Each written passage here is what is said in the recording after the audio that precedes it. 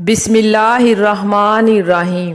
شروع اللہ کے نام سے جو بڑا مہربان اور نہایت رحم کرنے والا ہے۔ ربیع بن سلمان رحمۃ اللہ علیہ کہتے ہیں کہ میں حج کے لیے جا رہا تھا، میرے ساتھ میرے بھائی تھے اور ایک جماعت تھی۔ جب ہم کوفہ میں پہنچے تو وہاں ضروریات سفر خریدنے کے لیے میں بازاروں میں گھوم رہا تھا کہ ایک ویران سی جگہ پر ایک خچر مرا ہوا پڑا تھا اور ایک عورت جس کے کپڑے بہت بوسیدہ تھے چاقو لیے ہوئے اس کے گوشت کے ٹکڑے کاٹ کاٹ کر ایک زنبیل میں رکھ رہی تھی۔ مجھے یہ خیال ہوا کہ یہ مردار گوشت لے جا رہی ہے، عجب نہیں یہ کوئی بٹیاری عورت ہے، یہ پکا کر لوگوں کو کھلا دے گی۔ میں چپکے سے اس کے پیچھے ہو لیا اس طرح کہ وہ مجھے نہ دیکھے۔ وہ عورت ایک مکان میں پہنچی جس کا دروازہ بھی اونچا تھا۔ اس نے جا کر دروازہ کھٹکھٹایا، اندر سے آواز آئی کون ہے؟ اس نے کہا کھولو، میں ہی بدحال ہوں۔ دروازہ کھولا گیا اور اس میں سے 4 لڑکیاں آئی جن کے چہرے سے بدحالی اور مصیبت کی آثار ظاہر ہو رہے تھے۔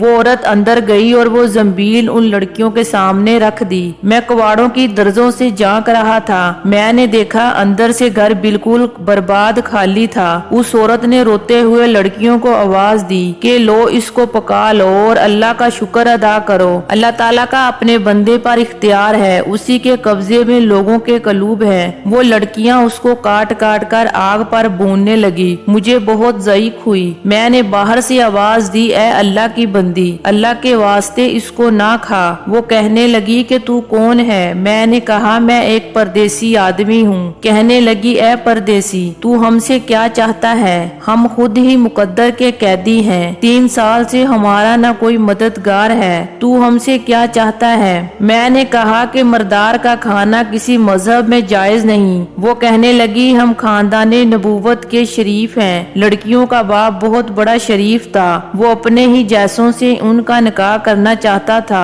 ان کی نوبت نہ آئی، اس کا انتقال ہو گیا۔ ہمیں معلوم ہے کہ مردار کھانا جائز نہیں لیکن اسرار میں جائز ہو جاتا ہے، ہمارا 4 دن کا فاقہ ہے۔ ربیع رحمت اللہ علیہ کہتے ہیں اس کے حالات سن کر مجھے رونا آ گیا اور میں روتا ہوا دل بے چین وہاں سے واپس آیا اور میں نے اپنے بھائی سے آ کر کہا کہ میرا ارادہ تو حج کا نہیں رہا۔ اس نے مجھے بہت سمجھایا، حج کے فضائل بتائے کہ حاجی ایسی حالت میں لوٹتا ہے کہ اس پر کوئی گناہ نہیں رہتا۔ میں نے کہا بس لمبی چوڑی باتیں نہ کرو، یہ کہہ کر میں نے اپنے کپڑے اور احرام کی چادریں اور جو سامان میرے ساتھ تھا وہ سب لیا اور نقد 600 درہم تھے وہ لیے اور ان میں سے 2 درہم کا آٹا خریدا اور 100 درہم کا کپڑا خریدا اور باقی درہم جو بچے وہ آٹے میں چھپا کر اس بڑھیا کے گھر پہنچا اور یہ سب سامان اور آٹا وغیرہ اس کو دیا۔ اس عورت نے اللہ کا شکر ادا کیا اور کہنے لگی اے ابن سلیمان، اللہ تیرے اگلے پچھلے سب گناہ معاف کرے اور تجھے حج کا ثواب عطا کرے اور اپنی جنت میں تجھے جگہ عطا فرمائے۔ ربیع رحمت اللہ علیہ کہتے ہیں کہ حجاج کا قافلہ روانہ ہو گیا اور میں کوفہ میں ہی پڑا رہا کہ وہ سب حج سے فارغ ہو کر لوٹ بھی آئے۔ مجھے خیال ہوا کہ حجاج کا استقبال کروں،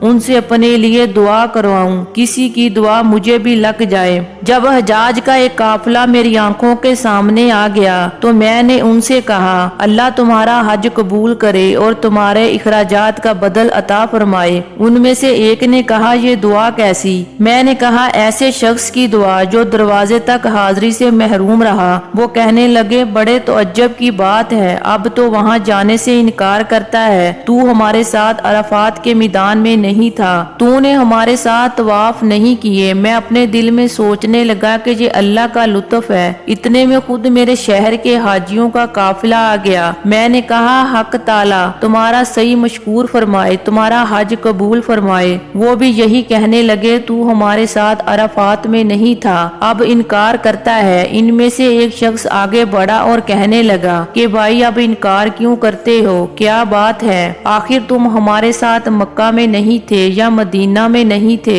बाबे जिब्रील से बाहर आ रहे थे, उस वक्त अज़दहाम की कसरत की वजह से तुमने ये थैली मेरी अमानत रखवाई थी, जिसकी मोहर पर लिखा हुआ है जो हमसे मामला करता है नफा कमाता है, ये तुम्हारी थैली वापिस है। रबी रहमतुल्लाह अलैह कहते हैं कि वल्लाह मैंने उस थैली को कभी उसे पहले देखा ही नहीं था। उसको लेकर घर वापिस आया, ईशा की नमाज पढ़ी, अपना वजीफा पूरा किया। उसके बाद इसी सोच में जागता रहा कि आखिर ये किस्सा क्या है। उसी इस्नाम में मेरी आंख लग गई तो मैंने हजूर अकरम सल्लल्लाहु अलैहि वसल्लम की ख्वाब में जियारत की। मैंने हजूर अकरम सल्लल्लाहु अलैहि वसल्लम को सलाम किया और हाथ चूमे।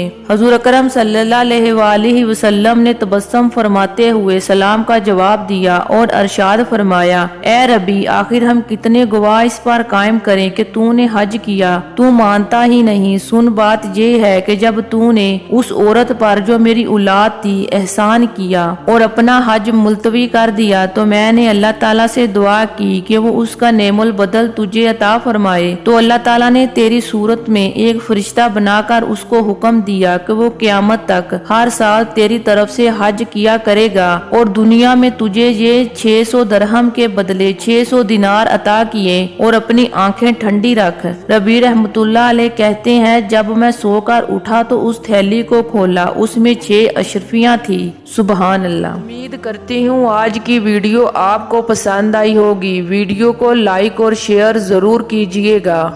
इस्लामिक वीडियो देखने के लिए हमारे चैनल को सब्सक्राइब करें और बेल आइकॉन को ज़रूर प्रेस करें ताकि हर नई आने वाली वीडियो का नोटिफिकेशन सबसे पहले आपको मिले।